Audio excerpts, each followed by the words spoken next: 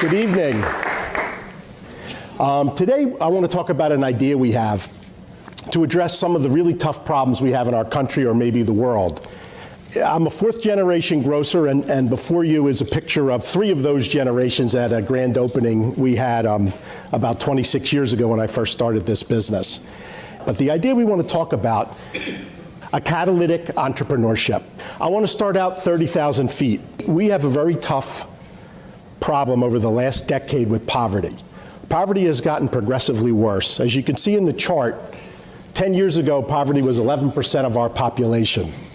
Today, it's up to 15% of our population, which in 2014 is 50 million people. And what's really concerning about this poverty, unlike the past, a lot of these 50 million people seem to be stuck almost permanently in this circumstance.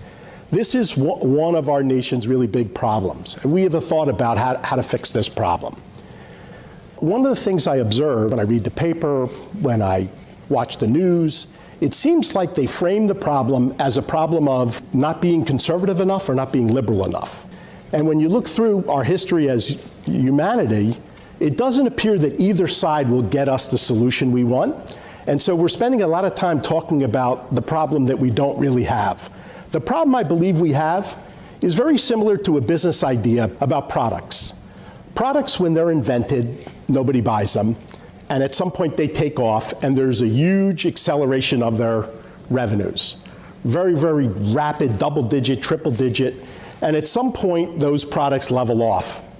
And when the product levels off, it's harder to work in that place. When it's growing like crazy, there's plenty of money. When the products level off, the money tightens up. And at some point, it starts to decline. And I always think about my old Sony Walkman I used to have. When I bought it for the first time, it was the first time I could carry my music with me. And I thought it was like the best thing ever. And at some point, they went from absolutely controlling the market to no one would want it. And that's the part when they started to fall into the decline. And they reached an inflection point that they were going to invent the next thing or they were going to die. And they died. And Apple invented the next thing. I think our country is following in a similar pattern, and many civilizations have followed in that pattern over time, except for it used to be thousands of years. Because of technology and other considerations, the life cycle speeds up. And so I really think the conversation should be, how do we rebirth our setup so we can accomplish a rejuvenation of our growth? Now, of all those problems, I'm going to pick a problem that we know a lot about, that we've been working on. But all of the problems that I know of emanate from poverty itself. And a food desert is a circumstance in which there is no grocery store in a community. And so they have to buy all their food from McDonald's and dollar stores and drugstores. And of course, you know, they primarily only sell processed foods. And a diet rich in processed foods, well, processed foods have a lot more calories. You gain weight. And so it's true in all the food deserts in our country and around the world that the poorest people that don't have supermarkets are more obese. And of course, we know with certainty now, if you're more obese, you're likely to get diabetes, hypertension, cancer, and a number of other diseases. And so when we look at our national problem with healthcare, a big part of it is how sick our poorest are. And I was at a meeting one day about 10 years ago, and a little nonprofit was explaining this whole thing to all the grocers in the state. If there was a way to get you to be successful in having a grocery store in a low-income area, we think we could solve this problem. And I was surprised when I was at the meeting that every other grocer, almost every other grocer in the state, said that it's intractable. It's not solvable. They've tried it again and again. They failed every time. They don't want to be part of it. And I thought to myself, as a human being, I don't think I could be satisfied with that. We didn't even try to figure it out. And as a businessman, I guess I won't have any competition. So the combination of those two things got me thinking about the combination of entrepreneurship and solving social problems. And we recently, about 6 months ago, opened our 7th food desert store in Philadelphia. Our 11-store business now employs almost 3,000 employees in the Philadelphia area and serves 350,000 families. So this business has become a big, successful business, and we've nearly entirely eradicated the food desert problem in Philadelphia. And what's interesting about it is that when it works, people can copy something that works. And other grocers have started to do it. Other cities and states have copied it, and even the Obama administration has modeled their national policy. And so before, down the street from here on Fox Street was a vacant, damaged property that used to be the old closed Tasty Cake plant. Across the street from it was the closed Bud plant, and all the people that live in that very dense neighborhood got to drive by the remnants of where they used to work, where they don't have jobs today. And this effort, besides being very important to people's health, has created a lot of jobs, because we're the anchor, or a grocery store is the anchor of a community, and when you add an anchor, a whole bunch of things happen. One, other people are attracted. And this shopping center has, 18, 20 other retailers, all with employees. And the shopping center gets services and products from other small businesses. And it has a catalytic effect of stimulating the economy in the exact opposite way of what has been happening that created the poverty to begin with. And it's really quite astounding how that ripples through almost every social problem. Like, they've studied this. Real estate values increased 5 to 7% within the first year. And you go through homicide rate, violence, school performance. It seems like when you normalize a community, you normalize all the social dysfunction that existed before. So I think it's important to understand just a few examples of how we got to something that worked from something that everyone said couldn't work. And when I first thought that I was going to jump in and do this, there was no book to buy on how you solve this problem. And I thought the only possible solution would be to talk to the community, because I just wasn't sure where else to get information. And in our very first at-bat at trying to fix this problem, it was a store in Southwest Philadelphia, we invited every leader in the community we could think of, including all the clergy, the elected officials. We invited the head of the fire department and the police department, everybody. And at that meeting, we had a town hall style meeting where I stood in front of people like this, and they let me have it. They let me have it about how horrible business is, how horrible they've been treated. And after about a couple hours of letting me have it, they calmed down and started to talk about what we could do to help them. And they gave me some, not solutions, but some thoughts about what business I was really in. And when we left that meeting, Sandy and I decided that we were going to change our mission in our company to bring joy to the lives of the people we serve. We were going to measure it, and we were going to build supermarkets that attempted to do that. So the first thing we started to work on is our fresh departments, because if this is going to work socially, we have to shift people's diets from processed foods to fresh foods. And if you go into the Fox Street store, I think you'll see some marvelous fresh departments. This is our produce department, and a lot of people come in and says it just looks a lot like the very fancy stores they go to anywhere in the country. And what happens when it's that beautiful, when the product's that fresh, when it's merchandised that well, shockingly, people buy the same amount as they buy in suburban locations. And it's true of produce, it's even more true of meat, and even more true of seafood. And as far as I'm concerned, just based on the penetration of what sells in our store, the people that shop in this store, their diet has normalized, because they're not very wealthy in general, and if they decided to spend money on produce and meat and seafood and poultry, they didn't have unlimited money, they had to buy less of the other stuff. And so although there's no conclusive evidence that this works, it's obvious it does work. So the next thing we noticed, people told us the supermarkets didn't have what they buy. Now a supermarket, like a ShopRite, carries upwards of 75,000 items, and so I would say 75,000 items doesn't have the items you buy, and they said no, it doesn't. So essentially, what we discovered is that other supermarkets were failing because they didn't sell what people wanted. So what they got left with was not enough revenue to sustain their business, and they were insensitive to their customers.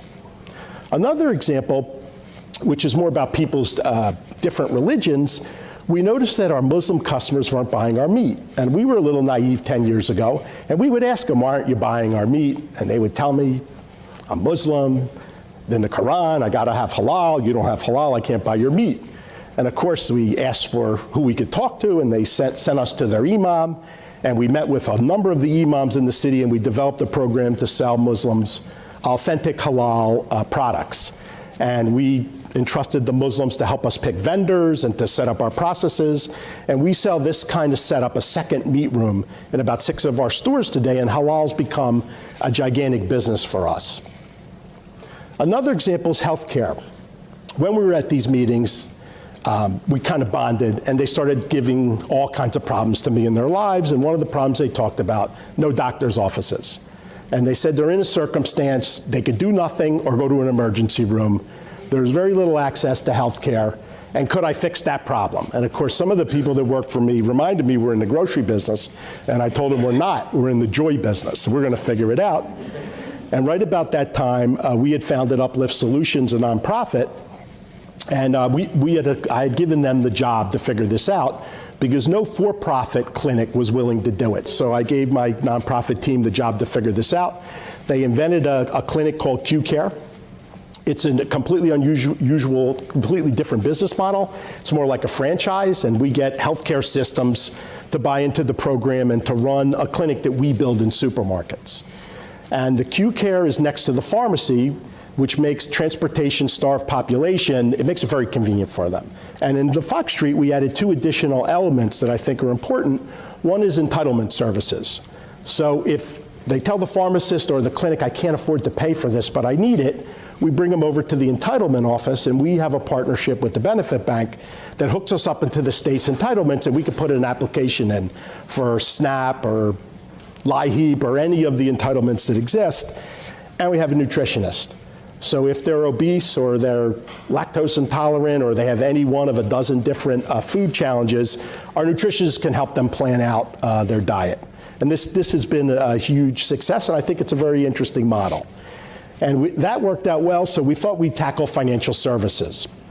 The circumstance that exists in the low-income areas is that they do their financial services generally through check cashing stores and creditors, payday loans. And it's really shameful that the poorest among us would pay the most for these things. And so we looked for a solution. We went to all the for-profit banks. They said, you can't make money on the poor. We're not going to do it. Until we bumped into American Heritage Federal Credit Union, and they felt an allegiance to it. And we put together this model, which is interesting. It doesn't have tellers at the branch. It has tellers in their headquarters. And they have a device called a personal automated teller. And when you go to the device, you do see a teller, but they're not there. That helped them bring down their costs. We shrunk the footprint. We adjusted the business model, and that allows them to offer to their clients an absolutely free checking account that does not require a balance. Because remember, if you have low income, you may not have a balance at some point during the month, and free ATM. We have 3 of these branches open now. If you go to them, sometimes there's lines. So when you take all this together, we figured out a way to help formerly incarcerated people work in the grocery industry. We have 300 of them working in our business today. Immigrants that didn't speak English, we've taught them English, and they've been successful in our grocery business. Families have come to us that haven't been employed in decades and now work for us and have been successful. And when you look at the magnitude of the jobs, the magnitude of the people that are attracted by our volume, all the people that service us, this has had a significant impact, all while we're helping people eat healthier. But is there something about how this process went that is a lesson to fix other social problems? And so the first thought is, are there other people that do it the way I did it? And I think there are. This gentleman who runs Tesla Motors, very passionate about the environment, really concerned about the environment. He's afraid that we're destroying our planet. And someone said to him, cars are a big part of the problem. Can't you invent a car that doesn't have pollution? And all the major automotive companies in the world said it's not possible. And of course, a small entrepreneurial group invented this thing, and they made a profit this year. And their cars are completely 100% electric. Now, they also work with the government. The cars are subsidized because they're electric. And they've worked with nonprofits that help them to understand the environmental impact. So in a way, their approach of working holistically is very similar to our approach. Another example that will hit home well here is Jeffrey Canada at Harlem Children's Zone. And Jeffrey Canada's work, even though he's working in a nonprofit school, it's very similar. He looked at the fact that schools were failing in Harlem, and he sort of reinvented the game. He understands that if the family's failing, the kid's going to be failing. If they don't have health care, that's a problem. If the parents don't know how to raise their kids, it's a problem. And he gets involved in all these things. And he gets involved at a very young age, has a longer school year, a longer school day, and stays with them until they're into college and beyond. A completely different model that's been hugely successful, and he produces graduates that do really well. And he's been an inspiration to a lot of other school systems. These are two entrepreneurs that kind of did it similar to the way we did it. It would be great if we could get more people to take this responsibility on, people that are these entrepreneurial minds that think this way, that are not staying in their silos, that refuse to accept the way things are. And to me, there's 4 things we could do, I think, that would be a huge difference. One is educate. When I went to school, nobody told me I was supposed to do this. Everything I learned was about how to make more money. I was always interested in this, but no one told me I should be. It would be a good idea to do it. The second is I think we have to utilize entrepreneurs differently. What worked in this case is the nonprofit that had this idea started out by bringing the entrepreneurs in and asking them, can you help me? That's somewhat unusual. Normally government's the one who thinks they're going to solve the problem, and they make regulations, create incentives, and it doesn't work that well because it didn't come from the business people or the entrepreneurs that have to do the job. And so I think it's backwards. The third thing is the way our society is organized today, we incentivize bad behavior. If I could give you an example, if there's 2 like businesses that make some kind of widget, one pollutes as much as he can but doesn't break the law, but goes right up to it. The other doesn't pollute at all. I would guarantee in almost every case the polluter makes more money because he doesn't have to spend the money not to pollute. But society pays for that pollution. And we currently have a system that incentivizes bad behavior. We should turn it around. And I think we have to think through everything that's not working well and reorganize the proposition so the incentives are right. And finally, I think we could use some tools. One of the difficulties I had when I first started this work is I brought my bank to the very first location in a pretty rough neighborhood and said, I want to borrow X amount of dollars to make this. I have this idea I could serve the poor. And as you can imagine, they weren't all that excited. And what we ended up doing is a good part of our work was financed through a tool, a nonprofit lender called a CDFI.